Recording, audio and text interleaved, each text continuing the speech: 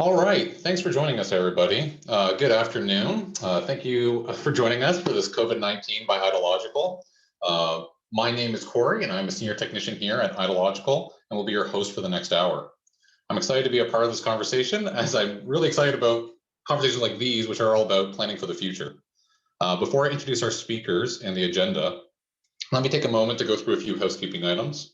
Our goal today is to help you leave this virtual meetup with knowledge and tools that will help make you informed decisions for your organization once the current COVID-19 settles down and we start to consider what work looks like going forward. During the session, all the participants will be on mute to ensure that the session runs as smoothly as possible. That doesn't mean you cannot say anything. We want you to be engaged as possible. Send a message in the chat and we'll ask them to our speakers during the Q&A part of the session. Lastly, some of you have reached out asking for our services, and we'll be happy to assist you with all that information after this session. Right now, we want to have a full agenda for everyone, and we're going to get into that now. But before that, we're going to welcome all our speakers today. First up is Kyle Thornhill. Kyle's an HR partner with High-Performance Results, a boutique-style full-service human resources and health and safety firm located in Barrie, Ontario. Kyle supports his clients with their day-to-day human resources needs, including direct on-site support for those who require an internal resource. Kyle's expertise is focused in the areas of recruitment and selection, program management, employee relations, and health and safety. Kyle's diverse background in industrial manufacturing, professional services, and hospitality allows him to assist clients with a practical and balanced approach to solving an array of human resources and employee relation issues. We'll be speaking to Kyle shortly. Our second speaker is Nikki Pett. Nikki Pett wrote her first book, Relationship ROI, in 2013, and shared the way she built her marketing company based on referrals and repeat business with zero advertising spend. In this book, she also shares her journey from floundering business owner to strategic leader and the lessons learned along the way. Nikki is a passionate entrepreneur and mentors other business owners on how to accelerate their success with a focus on team engagement. Her focus changed from wanting to be the best sales in her industry to wanting to develop the best people and create confident and empowered leaders. Nikki hopes to be someone who has achieved much and given much more. Again, we'll be speaking to Nikki shortly. Our third speaker today is Wayne Westernacher-Schneider, my colleague and VP of Idealogical. Wayne has been living in the world of managed IT and cybersecurity for over 26 years, and he has a plethora of information about technology and cybersecurity to share with you. Wayne has helped over 24 clients seamlessly move to different work models during the pandemic. Our agenda today, we're going to be going over a year in the pandemic and some of the changes that we've seen that have permanently affected how we work. We're then going to have Wayne, who's going to introduce the 3 different types of work models. And then we're going to go one by one on each work model and talk about the different strategies that we can employ within our businesses. And then finally, we're going to have a Q&A. We have a whole bunch of questions that came in before the presentation. But then if you have any during the presentation, you can definitely answer them in the chat. We want to sort of keep everyone engaged and we want your questions to be answered. So if anything is on your mind and hasn't been brought up, please put it in the chat and I'll review it near the end of the session today. So first on the agenda today, we're going to just talk about the last year of the pandemic and some of the changes that we've seen. A few to talk about are the decline in work travels. This not just affects how we commute to work, which is pretty evident, but also business travel.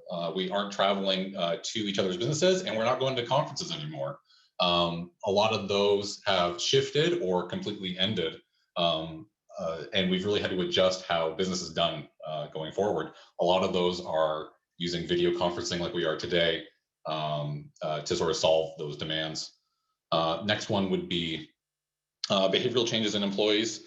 Some people say, I forgot how to talk to people because we've been so isolated in our own corners in the world. And also changes in productivity levels. Some people find it that they're much more productive working at home. Others find it very challenging to stay focused and when you're sort of have a split between your home and work environment.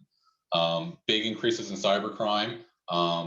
It's a bigger problem than it's ever been before. It's a relatively low risk with very high rewards. And it's sort of, with people working from home, the attack surface is broadening, and it's providing a lot more risk to the daily operations of the business. And then lastly would be the spike in unemployment rate, where it's been the highest since August of 2020. And then some industries have shrunk their workforce by quite a bit. Hospitality, arts and entertainment being just a few to talk about. And although there are a lot of unwelcome changes we're still facing, there is some hope too. There is the introduction of work from home, or I should say popularization of a work from home concept. No more commute, which a lot of people enjoy. And you're able to work outside the office, where typically we would only be able to work in the office. Now we have technology and tools that allow us to work wherever we are, as long as we have an internet connection, essentially. There is definitely a popular workforce preference. Almost all people would like to have some sort of remote work included in how they work going forward. No one really just wants to be stuck to a desk all day long, and want to have some flexibility. There's also a popular leadership preference from the leaders in their industry, where they're going to be, for all sorts of reasons, financial being one of them, will be increasing the remote work possibilities going forward. And finally, the affordable housing and real estate. Many people are moving out of a city, moving into more affordable locations. Lots of people are getting rid of office space to sort of save on that capital investment. And so those are some of the, now that we understand some of the permanent changes to our working lives due to the pandemic, I want to allow Wayne to inform us on the 3 different work models that apply to most businesses. And we'll bring Wayne into the forward now. Wayne, are you there? I'm here. Thanks so much, Corey, for that introduction. Appreciate it. And welcome, everyone. Thanks so much for being here today. So I just wanted to kind of lay out, again, the 3 models that we're kind of talking about here today. And just important, some of you may have heard of these terms, and that's great. We just want to make sure everyone's on the same page on what we're talking about. So the first, obviously everyone's kind of, in some cases, are very excited to get back to the back to work office model in some cases. So that's where, everyone goes back to the office the way they were before the pandemic. What does that look like? What are some things to consider? Then there's the complete opposite, where some companies are considering just keeping 100% remote. Everyone works from home, and there's no need potentially for no office space at all, which is definitely a conversation that could be had on a case by case. But there's definitely some additional things to consider in those environments, so we want to discuss that. Then some people are kind of on the fence. There's some people who work great at home. Some people need to be in the office. So that's where the hybrid model may come into play, where you can maybe make some savings on office space, but there's a kind of a flip side to it that you need to be considered. So we're going to be talking about that, and again, in a few different areas, not just from a technical point of view, from an HR and culture point of view as well. So just to keep everyone on the same page. Great, thanks, Wayne. Thank you. Now that we have learned about all the 3 different work models, we want to see what everyone's leaning towards. So I'm going to actually try to run a poll right now. Let's see if I can figure out how to do that. So let's go. I'm going to launch the polling. So you should see a poll presented to you. I'd like everybody that's present to select one of the options in front of you, and we'll see sort of what the results are.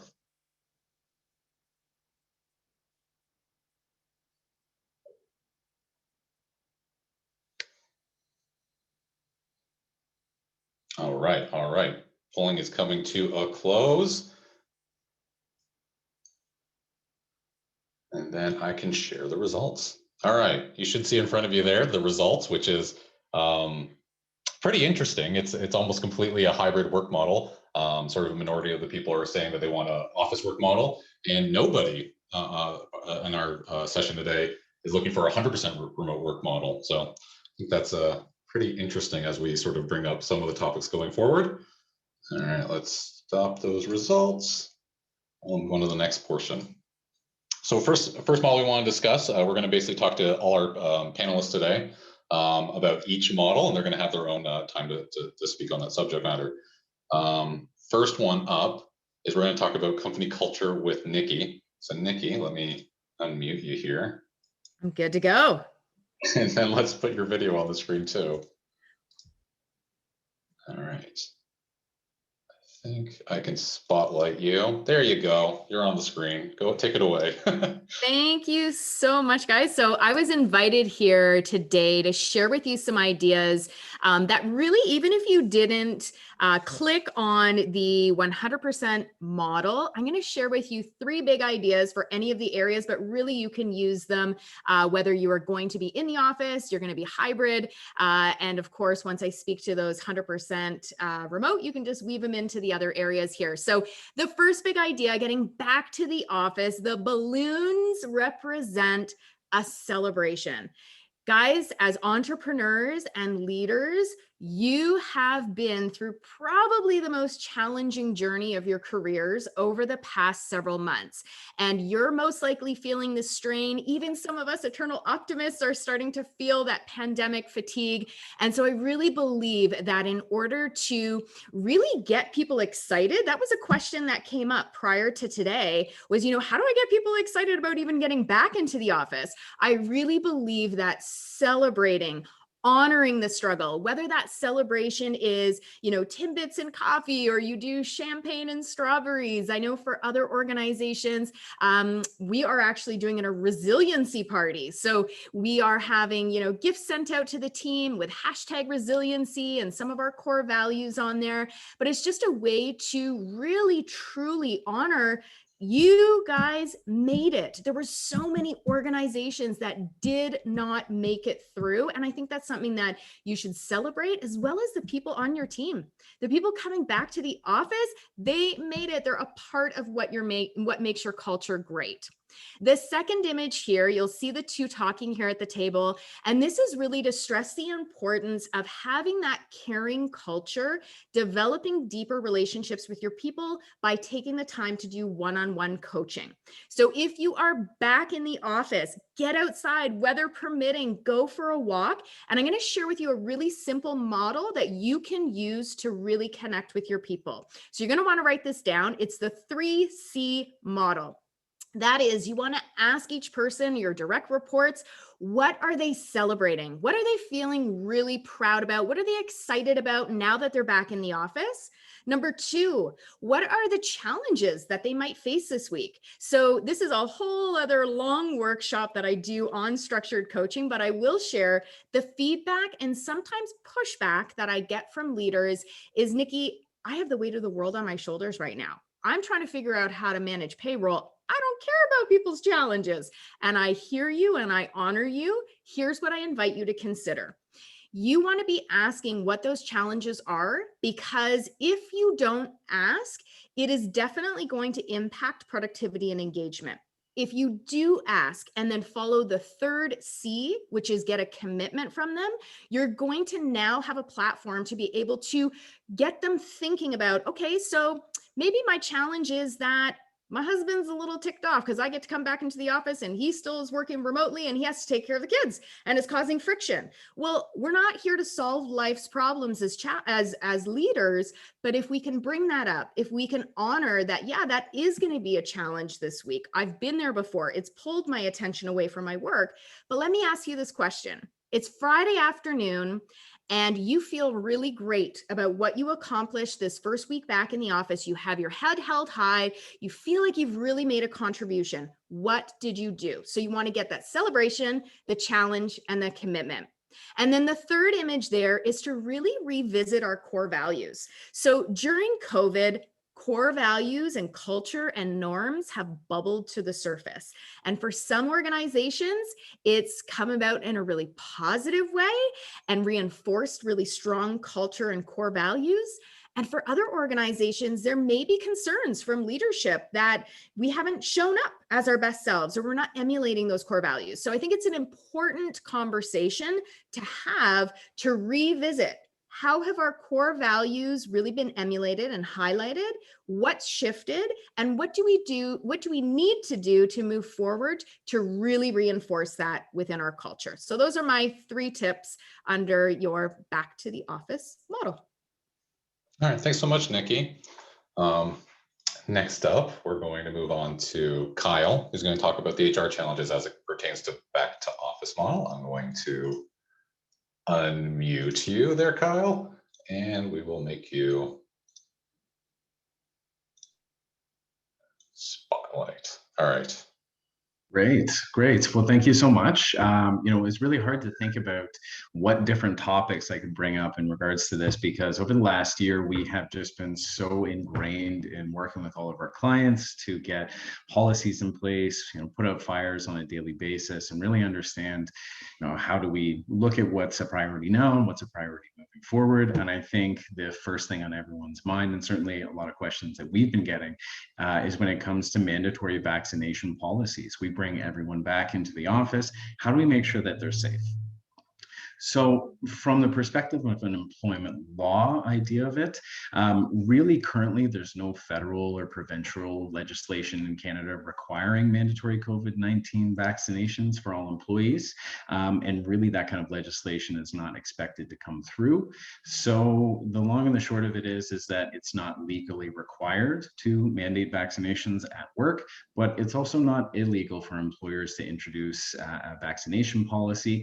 But that really is subject to a few important considerations and limitations that you have to be aware of. The first is human rights, because human rights legislation across Canada prohibits discrimination in employment on certain grounds, whether this is disability, which could include most medical conditions, sex, including pregnancy, or religion. Any of those could potentially justify an employee's refusal to vaccinate, really. And where the refusal is based on kind of a justifiable human rights ground, then as an employer, you'll be required to accommodate up until the point of undue hardship. So if you're looking to accommodate those individuals, that could mean continuing working remotely. It could be continuing situation-specific masking or distancing protocols, even as everyone comes back. And a policy, if you are going to put one in place that doesn't address that, it does really have an opportunity to violate some human rights legislation. The other side is medical restrictions, right? If we have an employee that may have medical evidence from a health professional that can substantiate the refusal to vaccinate, then potentially enforcement of a mandatory vaccination policy that doesn't take this into consideration, you could be looking at either a wrongful dismissal or, again, potentially a human rights violation. So you have to take that into consideration when you're designing that policy. Even down to privacy as well. Employers are governed by federal or provincial privacy legislation. So you'll have to ensure that your collection, storage, or even the use of that personal health information complies with any statutory requirements. So you have to ensure that it's confidential, and you have to have some safekeeping measures in there. And then what if we're looking at enforcement, right? Where an employee refuses to vaccinate for reasons that would be potentially grounds. So if that is the case, and you have a policy in place and it's clearly outlined, then yes, as an employer, you would have the option to lawfully terminate an employee. If it does get to that point and there's no opportunity to bring them back, that is a possibility. But even in that circumstance, you wouldn't necessarily be looking at a just cause termination. You would still likely have to provide the employee with notice of termination or payments instead of notice. So really, when it comes down to it, do you even need a vaccination policy? So if you're in an environment where serving vulnerable persons is your primary source or your primary function, so that could be healthcare, long-term care, then you would probably be the ones that would be most likely to consider a mandatory vaccination policy. Next could potentially be an employer in an industry that is very public facing. If you have large groups of people, whether it be entertainment, hospitality, or potentially even manufacturing in a large scale where there is increased risks there, then you really do have to take a look at what are the reasons behind it and take into consideration all of these different parts. Implementing any mandatory policy will really have to be carefully considered. And where you do determine if it's unnecessary or unreasonable, then there are alternatives. I mean, we have recommended vaccination campaigns. There's education that you can do with employees.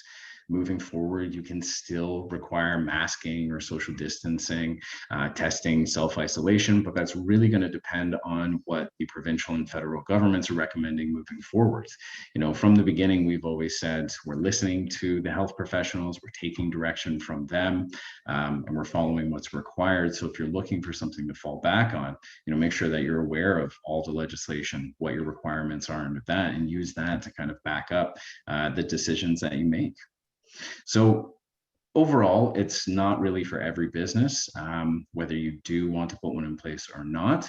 If you are considering a vaccination policy, again, assess everything, look at the risks specific to your environment, to your organization, and see what alternatives you have available to you. And then, of course, I would always recommend consulting with any kind of employment or labor council that you do have access to, just to make sure that you're always minimizing any potential for any legal challenges on that side as well. Great, thanks, Kyle. That was awesome. Next up, we're going to have Wayne talk about technology and cybersecurity as it pertains to back to the office model.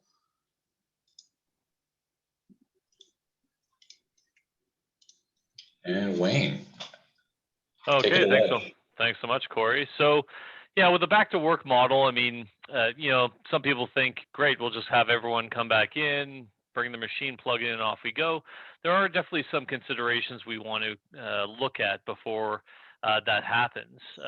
One, we don't necessarily recommend doing it all at once, probably in waves of groups of people to kind of phase them back into the office. But, you know, there's definitely some checks we want to do on, especially the hardware and stuff that has left the office now, sitting in home environments, and do a check on that on the way in. Plus, you know, there's probably a bunch of hardware that's been purchased to kind of bridge that gap while people are in home environments. And that could be anywhere from simple as headsets to pieces that they have, that extra monitors and whatnot that may be company owned, that the users are reimbursed for, and you may want them in. So from a hardware point of view, you know, you definitely want that checked. You want them cleaned or checked to see if there's any cleaning required, because they're in a home environment and they may not have been strictly used for work purposes only. But something to consider before we start dropping it back into the internal network. From a security point of view, again, the cleanup helps in that particular area. And again, two-factor authentication. You know, any client of Idealogical we've spoken to about two-factor authentication that's out there, we want to make sure we continue to do that, just because the security risk has been so much worse in the last year. You know, it's been accelerating over years and years, but the last year, there's definitely been people taking advantage of this particular scenario that we're in, and the potential vulnerability of people being in their homes and trying to compromise the systems from there. So, you know, getting a two-factor authentication system in place at a minimum, and a lot of you will see it too. If you're renewing your cybersecurity insurance, you will notice that there's a lot of questions around that. What kind of measures you put in place? That would definitely be one of them that you need to consider. So again, kind of taking a re-inventory of everything coming back into the office, make sure it's all cleaned up, and bringing that back to normancy as it was before the pandemic is really the kind of the things you want to be worried about there, along with security. And you'll see security through all these different phases and different forms. So, yeah, no, security is ever present in everything we do. Absolutely. Okay, well, we're going to move on to the next work model, which is the 100% remote work model. It's the one that nobody seems to have a preference towards, but it is a viable solution for a lot of businesses, including businesses like Spotify. Microsoft has gone fully remote over the pandemic and has continued to do so. And I think it sort of is an interesting way to work. You know, first up is going to be Kyle, who's going to talk to us a bit about this model. Perfect, thank you. And it's interesting you say that, because when we're working with any of our clients, I would say there are very, very few, if any, who are excited about a completely work from home model moving forward. Nikki, like you said, you know, they're dealing with things right now, and they just want to try and get back to normal and level everything out. But if anyone does choose to move forward with this, and again, even if you're moving a hybrid model, some things to consider. First and foremost, I want to talk about managing mental health. With the onset of the pandemic, concern for employee mental health and well-being has just risen astronomically.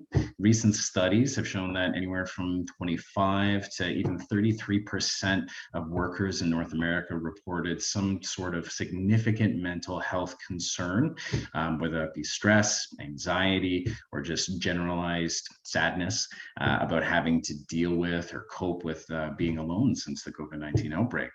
So with a workplace model that's relying solely on remote workers, of course, you have to understand how that has a significant impact on organizations, and not simply just in the form of increased absenteeism, but we're also seeing a lot of issues creeping up with presenteeism, referring to the lost productivity that can occur when employers are not fully functioning in the workplace or in their home workplace because of any illness, injury, or any other condition. They may be physically at work, but they're not able to perform their duties, and they're more likely to make mistakes or be disengaged.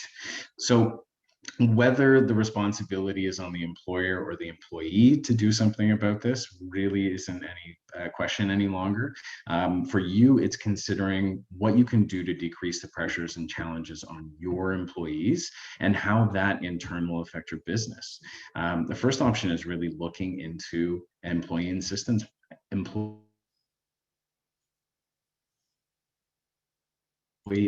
programs.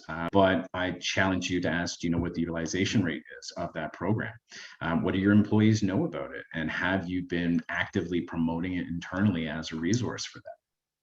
And if you don't have a formal EAP or benefits program, which as many businesses do right now, everyone's struggling with cost, size, or even just maintaining it moving forward because of uncertainty.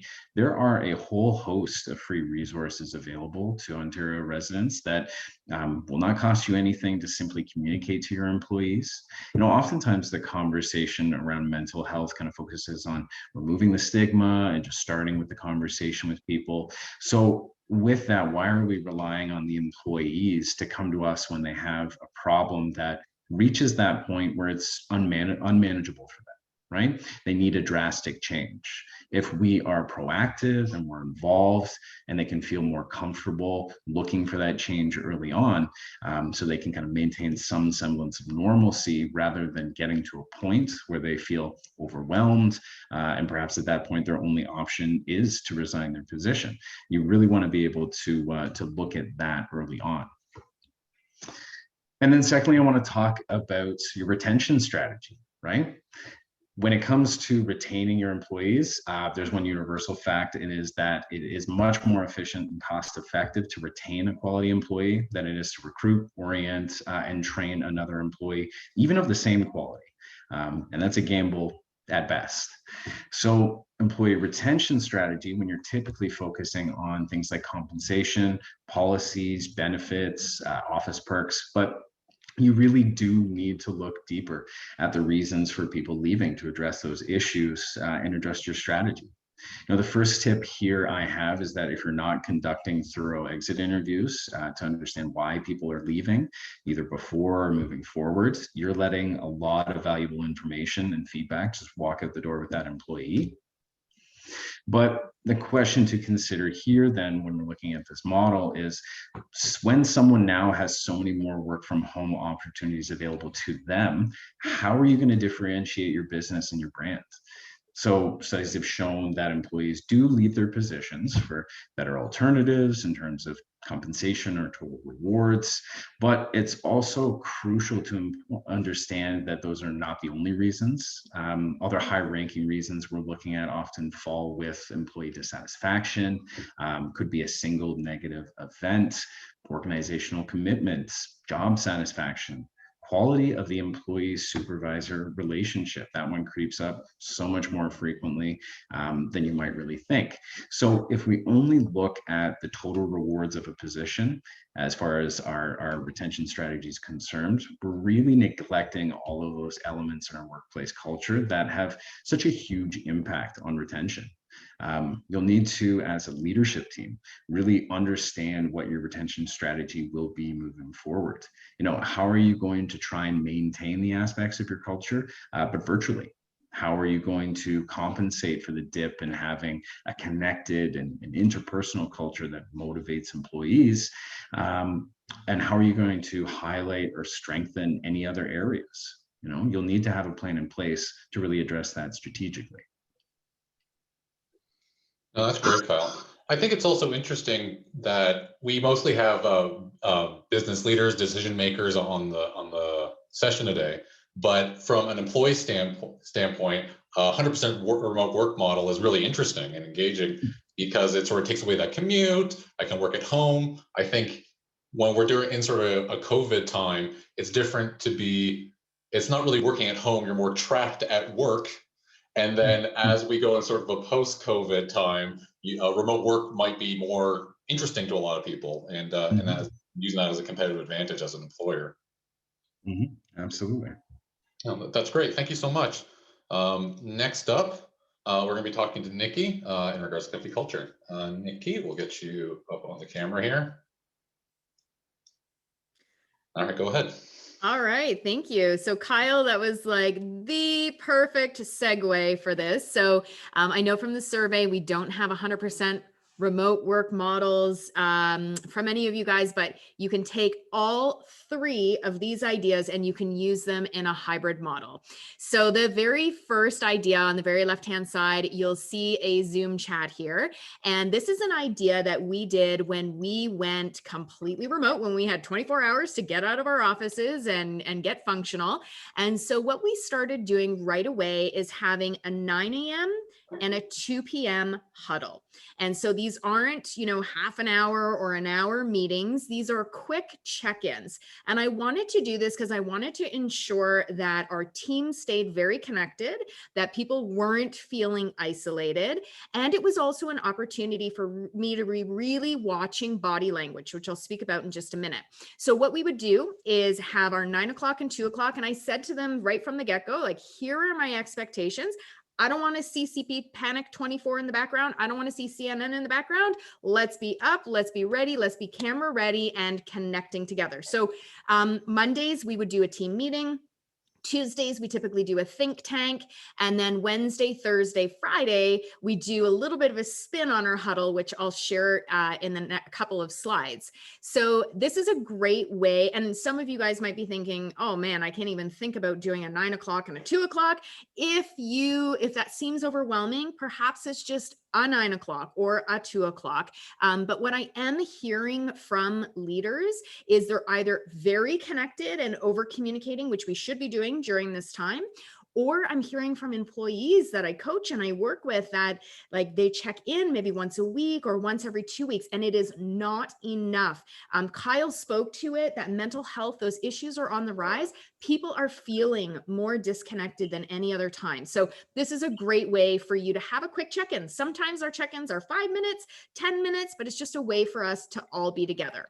The middle image is something that I did for my team. So these are custom power bank wireless chargers, and I sent these out to each team member with a personally handwritten note. We tied in remember to recharge with a little play on words there. But what I did was personally write in a note. It was probably June or July last year. I've done several packages out to my team, but it was a way for me to remind them, like, make sure that you're taking breaks, make sure that you're disconnecting at the end of the day and you're shutting down your email. And I happen to have a very open and transparent relationship with my team. They know that I had mental health struggles 2 years ago. I was suffering from panic attacks. I shared that openly with them. So in that card, I reminded them like, hey, we all struggle at different times. Here's my cell phone number. You call me if you need to reach out. So we did a mental health kind of spin on this gift, but we have sent out other gifts throughout this entire time. We did, no pressure, no diamonds, just to talk about resilience and courage and perseverance. And we've done several other themes for other clients as well. The other piece on the right-hand side here is probably one of the simplest things that you can put together. It is absolutely free and your team will love you for it. So this is a daily check-in and we use Google Docs. We created this. Above this would be the team member's name, the employee's name. And every morning, the expectation is that every person on the team submits this Google Docs, but before 9 a.m. So I have an opportunity to check in before that 9 a.m. huddle. I want to see how they're doing. They're rating themselves between 1 and 5, 1 being terrible, 5 being terrific. I want to know, how are they feeling about work? How are they feeling about health, relationships, mental health, and gratitude? There's a reason why I separate health and mental health. I may have someone on my team with a broken leg. They check in at 1 for health, but mental health, they're feeling really great. They're feeling at a 5. On the flip side, I may have somebody who from the outside appears to be just fine, but they might put their mental health at a 2 or a 3 because they're actually really struggling. And so this is where I go back and I tie back to that Zoom call or those online meetings. This is an opportunity for leaders, for us to be looking at going, okay, this person checked in at 5s across the board, but their body language is showing me they're kind of looking down, they're slumped over, they don't look like themselves. So I believe, and I know this sounds like a lot of work, and it is, it's a responsibility, I believe, as leaders for us to be proactive. And like Kyle said, it's that relationship with the leaders that have a significant impact on whether people stay or go. And these ideas are going to communicate very clearly to your team that you care deeply about them. You have a culture of caring. Just to finish up here on the check-in, I add an opportunity for them to put in any notes. So they might put their health at a 2 and say, you know what, my allergies are really bothering me today, or I didn't sleep well. And then I give them an opportunity to click. Would they like to have a one-on-one? Would they like to have a meeting with me, a yes or a no? What's interesting is that my team knows if they ever click any of those columns, 3 or less, I'm picking up the phone and I'm talking to them. So it almost gives them this opportunity for, like, a cry for help seems like a dramatic way to describe it, but they know if they put 3 or less, I'm calling. I care enough to call in and to check. So those are 3 ideas that I have under 100% remote, but you can absolutely use it while you're working in a hybrid model. Oh, that's great, Nikki. I really appreciate the proactive approach to trying to address these problems. I mean, from IT perspective, I'm always trying to stop. How could I have stopped that ticket that came in for some technical issue to stop from ever occurring? But obviously, this, from our mental health perspective, is like totally different, but also very similar, where you really want to use tools and techniques to address these before they sort of spin out of control, as Kyle was saying. Absolutely. And it's, as Kyle said, removing the stigma, also speaking openly about it, like making this a norm. And what I will say, sorry to interrupt, but just the last part of this check-in, I've had pushback where leaders will say, my team will never take the time to do this. Guys, people are desperate to feel what I call the EVA principle. You want to write this down and just have the acronym EVA whenever you're dealing with your team want to feel engaged, valued, and appreciated. And these tools are going to help strengthen those bonds. People want to know that you see them and you care enough to pick up the phone to check. That's great. Thank you. Thanks again. Sorry, just want to jump in here really quickly, if that's okay. Because Nikki, I know you hit on a lot of those points there. And one of the things that we talk about so frequently on our side is the importance of having empathy when you're in a leadership role, right? And differentiating between empathy and sympathy, but really understanding how you can be empathetic to individuals, also in a business sense, when you're dealing with clients as well. It's just one of those principles that you really have to try to apply in so many different areas. And I think, looking at all of your different cultural pieces, like you said, there's that connection, there is that empathetic piece to that. So yeah, that really resonated with me. I really appreciate that. Awesome. Thanks, Kyle. Hey guys, we'll let Wayne, if you want to speak on this topic. Thanks again, Corey. Yeah. So, as we move through, security is going to be a kind of a point of conjecture on every single model that we have going through. And some of the stuff we're going to be showing here, there will be some overlap with hybrid model as well. But 100% remote, it definitely puts you in a situation where we got machines at people's homes. You can't really control all these home networks. So there's an additional security concern that kind of falls into place now that, if you want to keep your data protected, if you really care enough about it, you definitely have to put some additional measures in place. So some of the new things that are coming up that are, some people just do it on machines. They had to do it, but now it's starting to become more mainstream where almost every machine will need it, where you're encrypting all the information, even on the local machines. Normally, you may just do that on servers or specific machines that would have that requirement. But now it's kind of moving in that direction. So that'll be something that if you're ever considering 100% work from home down the road, definitely you got to consider that as part of the solution as well. Two-factor authentication, again, is always in there. That's always kind of a minimum security requirement that we recommend across any environment. But now mobile device management now is a big thing. You could have company-owned machines or bring your own device machines. And there are solutions to help manage the data on either of those devices. If you have a company-owned machine, you could have mobile device management where you control the whole machine. Everything on there is yours. You control how things are transmitted, how things interact. But then again, if you're going to bring your own device method, you just want to control certain applications on that device. So, that device can be done through mobile device management. We're just controlling the data from Outlook, let's say, or other pieces of software that you would have in there. So it's important to do that because you want to control that data. You want to be able to remove it if that person is let go. You want to make sure it's not interacting with other apps on the machine that may compromise data in some way, shape, or form. So that's where mobile device management becomes, it's probably something you've heard for a long time and it has been around for a while. But, in this kind of environment, it's definitely needed much, much more than it has ever before, especially in the small, medium business market. So, but there's also other things to consider cost-wise if you're considering 100% work from home. And again, some of these do apply to the hybrid model as well. So some people think, okay, great, I can reduce my office space or eliminate my office space 100%. Yeah, but there's other things you have to consider. The hardware that you're purchasing will increase likely. You're likely moving to a laptop setup if you have a lot of users with desktops, which increases the cost by 40, 50% in some cases for those machines. Now you might need additional printers to go to people's homes. I know myself, my wife works for a company where, she's essentially worked from home 100%.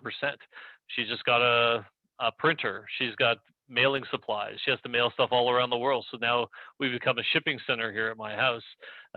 So she can function 100% from home. So there are companies doing that out there.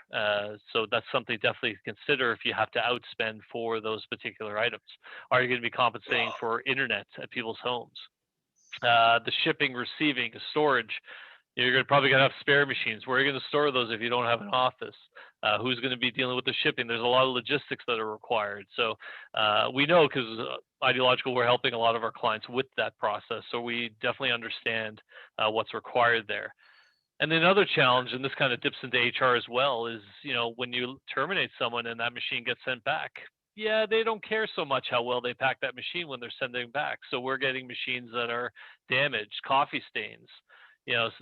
So there's kind of costs associated there to either fix or replace those pieces that may be coming back. What your recourse is from an HR point of view, I don't know, but I just know it has happened and will happen if you kind of move into the environment as well. And again, the IT support costs may differ from environment to environment, depending on how much you're in the cloud or how much you have servers still on an on-premise environment or a data center. But yeah, it's definitely harder to control all those electronics that are out there in a 100% remote environment. There are tools to do it, but again, there's costs associated to it. So there's some complexity in it changes the way you do things. So things to consider. Great. No, I have lots to consider, no doubt. No, thanks a lot, Wayne. We're going to move right into the hybrid work model. I do just want to let everyone know that we have only about 15 minutes to go. So if we get through the hybrid work model quickly, that way it'll allow for some questions at the end.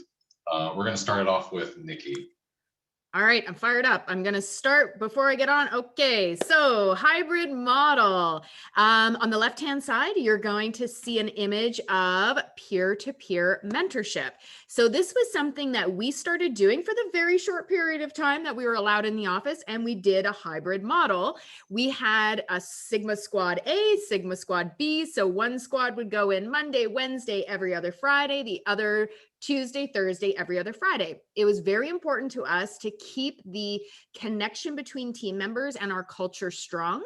So what we did was we implemented these peer-to-peer accountability partners.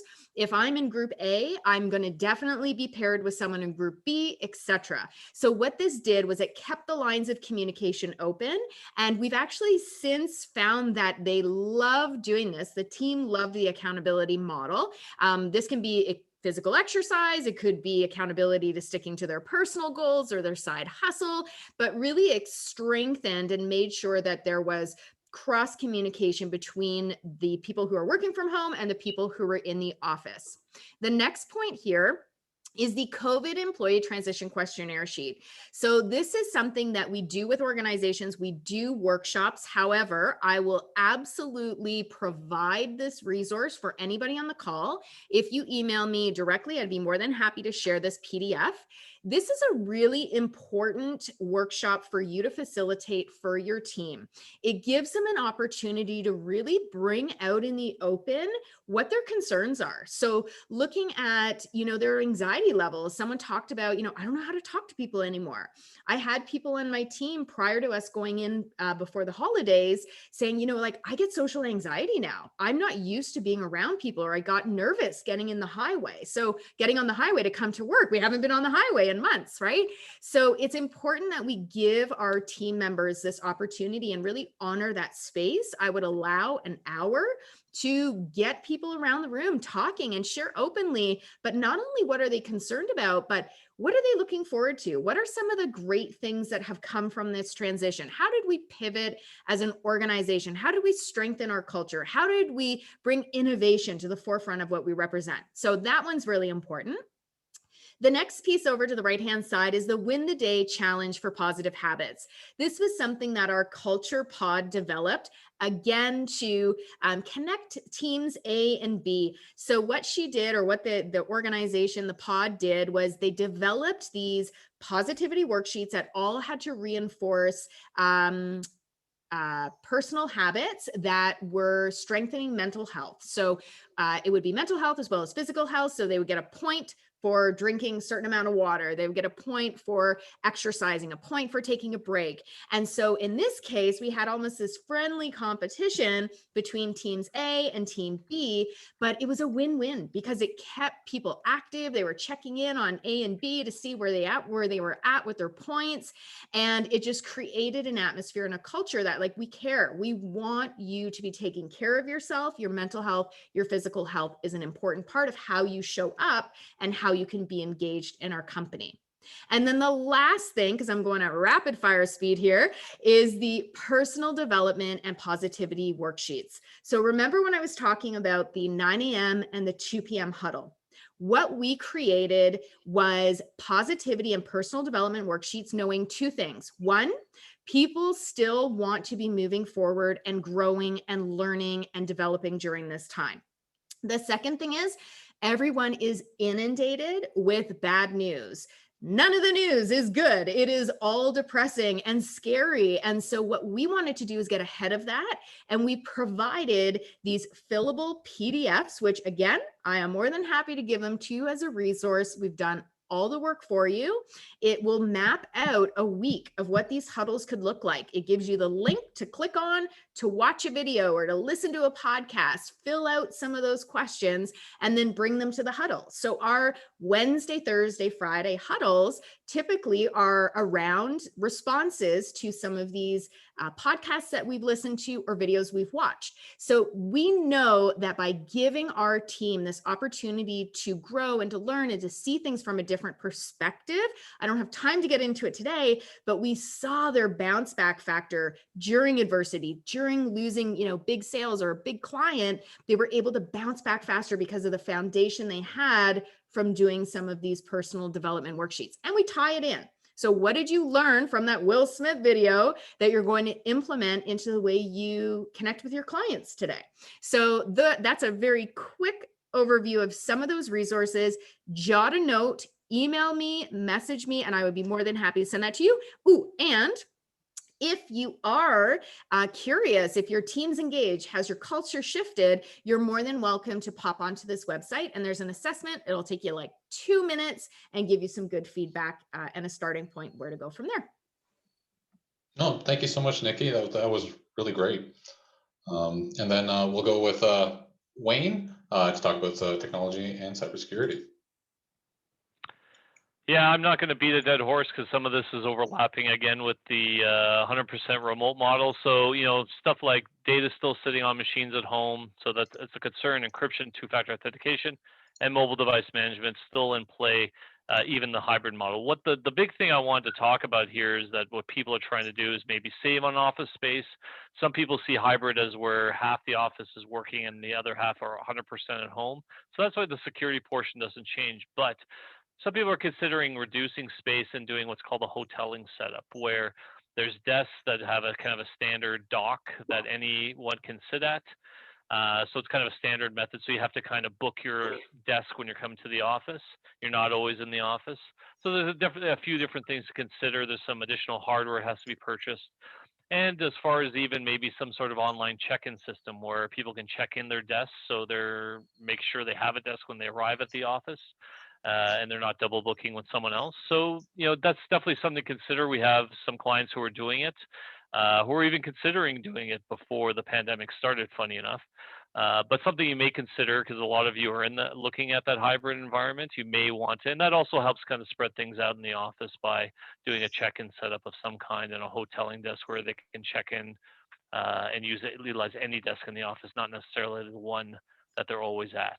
So, that's kind of a more in depth with each individual company on what their needs are and whether that works for them.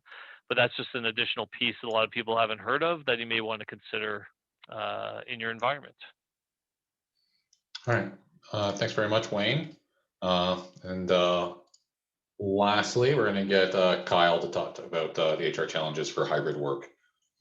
Great. So seeing as people are looking to, quote unquote, return to normal and considering what a hybrid workplace will really look like, you may find or may already be finding that things are picking back up and you're having to deal with bringing on new or replacement staff. I mean, looking at our numbers in the unemployment rate prior to the pandemic, they were the lowest that Ontario had seen in the last 15 years. And we are actually seeing that trend much closer to that. There's been ups and downs, and of course it's going to keep going, but as things normalize, you're going to see that you have much more competition in a lot of different fields that you really haven't had to think about for the last year, or may have been thinking about over the last number of months or years prior to that. So what I want to talk about a little bit more is a couple of things in regards to your recruitment and selection strategy. First of all, develop a formal strategy for moving forward.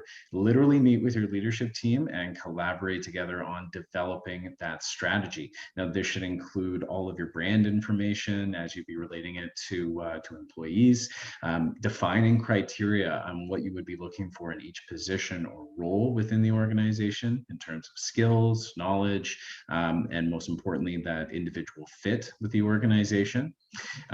Really have to be knowledgeable on the supply and demand of the labor that you're looking for in the market. I mean, are we talking about IT? Are we talking about skilled trades? Are we talking about customer service? Understand what you're up against in the current market. You also have to look at the sources or methods for building your candidate pool. So for all of you right now who are recruiting, where do you go to post your job ads? How is your online presence and your reputation on sites like Indeed, or even just Google reviews, right? And finally, you do need details on your actual selection process, because a recruitment process and a selection process are really hand in hand, and they have to go together. So everything you have to detail from who's involved, and I do strongly believe that you should have at least 2 to 4 managers or employees involved so that you can really increase your chances of having a positive hire. You have to think about the types of questions that you're asking candidates. You have to think about benchmarking. those responses. Also anything in regards of testing, assignments, any other trials like that. Second point is to look for talent from within. Although we may not always have the best internal candidates, we should never make any assumptions about that. Filling open positions internally with staff has so many far-reaching benefits. You're growing talent that you can build your organizational capacity. You can reduce turnover, save recruitment costs, build loyalty and motivation within the organization. So don't necessarily look for that individual who can fit into that position or that job. Consider who has the potential to do that job. I know from personal experience that sometimes they will end up being your best candidate and your best performers internally if you reinvest internally. And at the very least, you should have employees acting as great ambassadors for your business, employee referrals and word of mouth. Hey, we're looking for someone in this type of position. That goes so far, you wouldn't believe. So really take a look at your strategy and try and invest in turning your individuals into those types of ambassadors.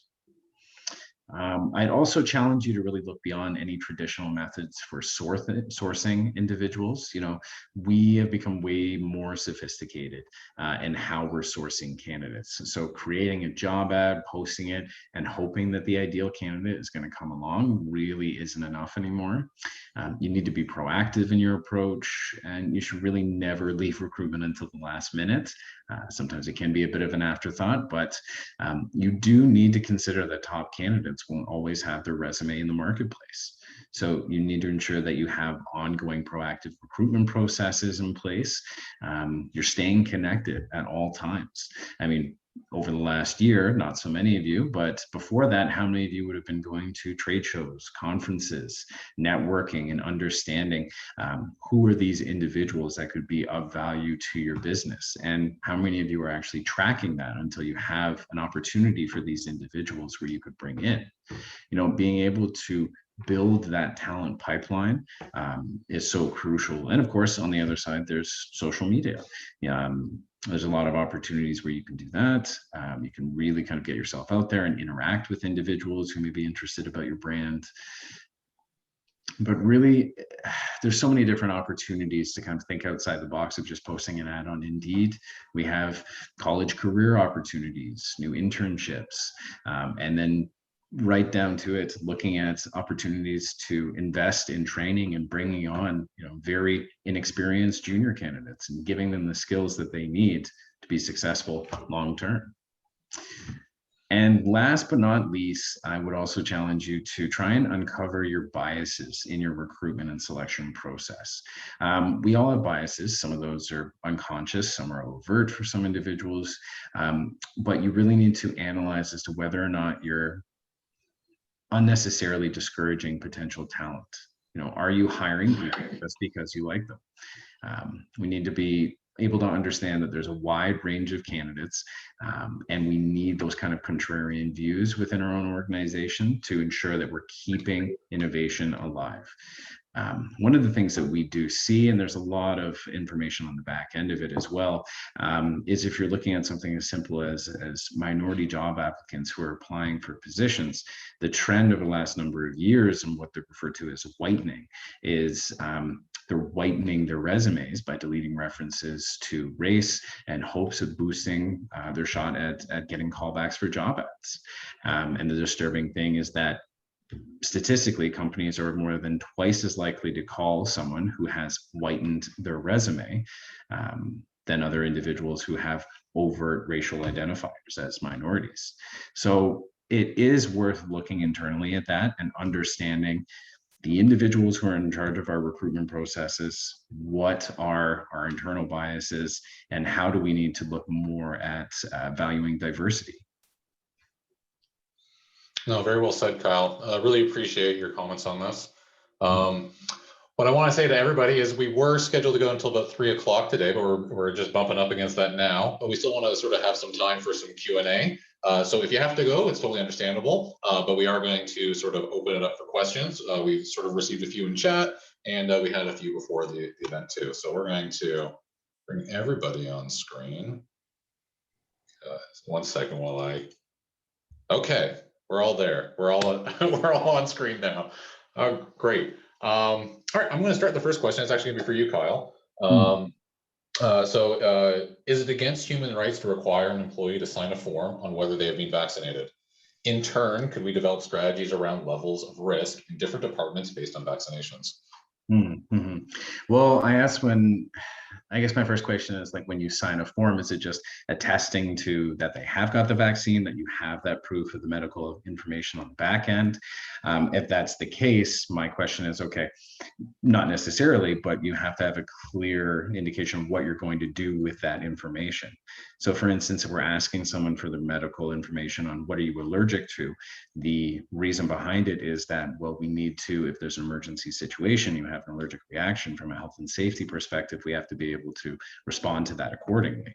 So it should be kind of built out as part of the vaccination and health and safety strategy, with a health and safety focus on that. We're trying to protect individuals, and we understand how the vaccination would play into that. But there should be a logical and reasonable basis behind collecting the information. And sorry, what was part two of that? It was in turn, could we develop strategies around levels of risk in different departments based on vaccinations? So I guess it's sort of getting at, do we have different policies based on different parts of our business? Well, absolutely. I mean, it's the same way that you would have different policies for, an office environment versus a manufacturing plant floor, right? There's going to be different hazards that exist, and there's different levels of risk. You may be able to control some of those risks more adequately in an office environment. Individuals have their own offices, they can separate, the risk is lower. So yeah, you would be able to modify just based on the environment. But again, understand what information you're looking for, how we're going to utilize that, and taking into all of those considerations on the human rights side, and everything that we talked about before in the first portion. Yeah, I imagine too, if you're actually having people fill out forms, whether they're digital or physical, that's personal identifiable information. So you really need to protect that information. You can't just take it and then not protect it, because that's people's data, and that's extremely important when it comes to health, not just from a liability, but also just like people, your own employees, or security. Absolutely. No. Okay. No, that's great. Next question we have here. I'm going to paint a bit of a scenario. There's a few questions for it, so we'll touch on a few different subjects. So the question is, we are considering to keep the majority of our employees remote post-COVID. We are about to complete our digital transformation to 100% software as a service, or SaaS applications, and cloud storage.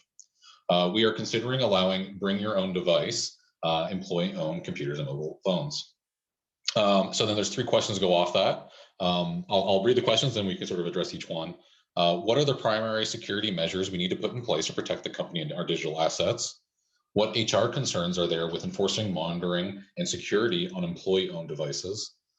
Do you have any case studies comparing cost benefit of a BYOD, bring your own device environment, versus deploying company-owned assets? So I think we'll start with Wayne there. Wayne, if you want to just I think you sort of been beating that drum of 2FA and encryption. Is there anything else that we need to sort of consider sort of securing these devices, these personally owned devices? For sure. I mean, really to add in the mix is the mobile device management, which can link in the two-factor authentication and the encryption all together. So it kind of comes in a nice package. And that's where you're putting in policies for example, especially in a bring your own device method, where people have their personal apps and they have their work apps, and you really don't want those apps to be sharing data between them. So there's certain security policies you can put in place to not allow you to copy stuff out of one and paste it into another.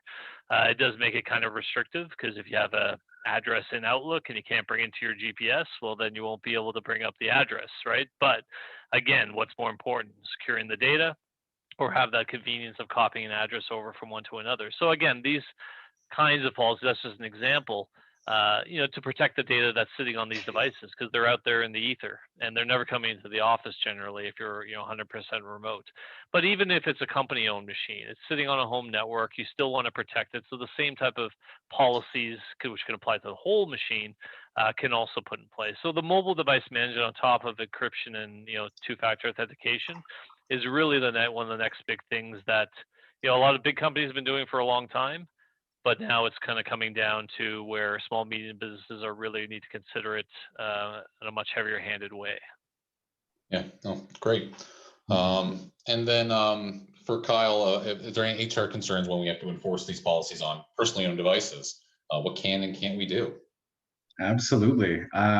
You should absolutely have a acceptable use policy in place for understanding and making it clear to employees what is acceptable on these devices, kind of where is the line there. But then you also have to consider how enforceable is that? What are you going to do from a monitoring perspective? And how are you going to try and parse out that information on what they're using, because it is a personal system, right? You know, do we stop the monitoring at 5 p.m. and then anything after that is hands off? But I mean, Wayne, as you were talking about, it's trying to maintain the security there as well. So it can get a little bit convoluted. Our preference on our end that we do end up making a lot of recommendations is keeping things separate, even when it comes down to the cell phones, because you know, it can be a lot easier to manage the devices even at the end of the relationship when you're returning there, right? I would also urge you to, I mean, if we're talking about company property on that end, look at your employment agreements and make sure that the necessary covenants are in there for return of property. I think there was a question earlier on, it was about exactly that, you know, how do we get some of this equipment back at the end of the relationship, or how do we try and recoup costs if there's damage there? Then I would say, yeah, look to that employment agreement and see what you have in there as well. But there's bound to be some more unique situations that come up with that. Let's say you do have an individual who is not crazy about mixing the personal and work lives and just keeping all of that data separate. Okay, so they've refused now to use any of their personal equipment and are insisting that you provide it. In a normal circumstance, in an office environment, you would be the one providing that. And if you've had an existing relationship with them, and now you've essentially fundamentally changed the tools of their role, even in combination with, you know, they were fully in office and now they're fully working from home, would that put you in a situation where it constitutes constructive dismissal? It may be. There's very few cases that have actually gone, we'll say, to trial, other than being arbitrated and the employment law side of it over the last year, just because things have been moving a little bit slower and there's been a lot of other focus elsewhere. But I'm sure that over the next year, as we see more things coming out and more cases being arbitrated and agreed upon there, that there's going to be more of a basis for the case law in the working from home side. Okay, oh, great. Next question we have up is going to be for Nikki. How to motivate people to come back to a physical workplace, even part-time, after working remotely for so long? Yeah, I would say going back to that celebration and really having something for them to look forward to, and changing some of the maybe conversation that will probably lean towards the negative and the changes that are going on, to really stepping up as leaders to facilitate some of those conversations and like, what is the good that's coming from this?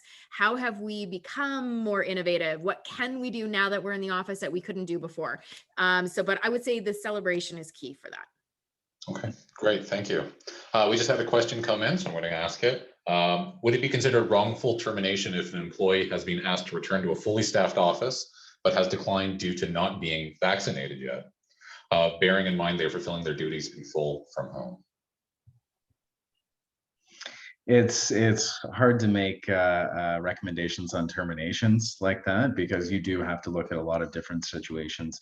You have to look at the employment agreement. You have to really dig into what the factors are. So I'm hesitant on giving a yes or no answer to that. But if someone does want to discuss a little bit further the specific circumstance, I'd be happy to have that conversation. Okay, great. Yeah, we can we'll definitely be putting up everyone's credentials at the end. Okay, looking to understand the different models and how it affects IT infrastructure. This is directly at you, Wayne. Yeah, definitely. I mean, there's definitely a lot to unpack there, and it really differs depending on people's environments, because some people are more in the cloud than others. So, you know, the type of setup changes in various environments. So the moral of the story generally on all the IT particular pieces is, it's always best if you're considering any particular type of model is to speak with your IT provider as early as possible, because there's definitely a lot of costs associated to it. So some of it, maybe you're trying to push a lot of your stuff to the cloud because you're not 100% in the cloud yet. So maybe that's in play. Maybe you can't do that. So now but you still want to get rid of office space. So maybe you have to move your servers somewhere else. There's a cost associated there. Again, there's so many different variations, but it really depends on each individual. So, the topics I was covering is kind of a general blanket. Almost everyone needs to be considering those. But again, depending on how the environment is set up for your remote, will differ in how much server hardware you need, or how much cloud space you need to be getting, or how much subscriptions you need to be enrolled in. But yeah, it's definitely individual case basis. Happy to have that discussion. Obviously, we can definitely unpack that. But definitely always engage with your IT provider when it comes to having them involved with the discussion, because they'll be able to give you a good idea. Yeah, it depends is very much true in this case. Very it depends on a lot of I could be here all factors. day talking about it, bore everyone to tears. So. For sure. All right, and then we have one last question for today.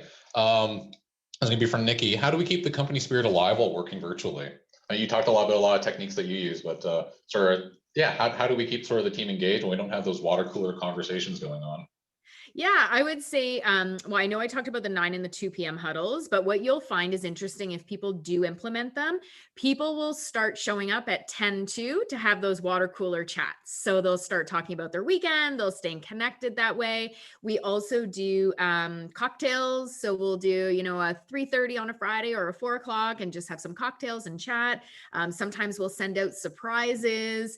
If it was Valentine's Day, we did a surprise for that. So I think a lot of it is being able to see each other, right? Like we still want to be able to see each other chat. We do workshops where we do breakout rooms and we're talking about even subjects that are maybe outside of, our marketing world. It's about courage and how do we display more courage? How do we keep going? How do we strengthen that resiliency muscle? And so I might do a little workshop on that, and then people will go out into breakout rooms and talk about it. But it's a way for team members to constantly be checking in and seeing each other so we don't feel fragmented.